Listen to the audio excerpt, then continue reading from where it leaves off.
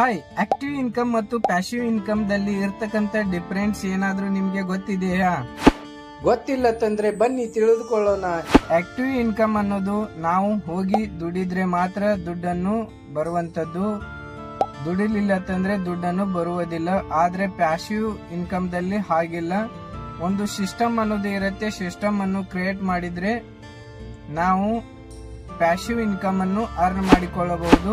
ಯಾವುದೇ ರೀತಿಯಾಗಿ ಆಫೀಸ್ಗೆ ಹೋಗದೆ, ಯಾವುದೇ ಒಂದು ಅಂಗಡಿಯನ್ನು ಓಪನ್ ಮಾಡದೆ ಈ ಒಂದು ಬಿಸ್ನೆಸ್ ಅನ್ನು ಮಾಡಿಕೊಳ್ಳಬಹುದು.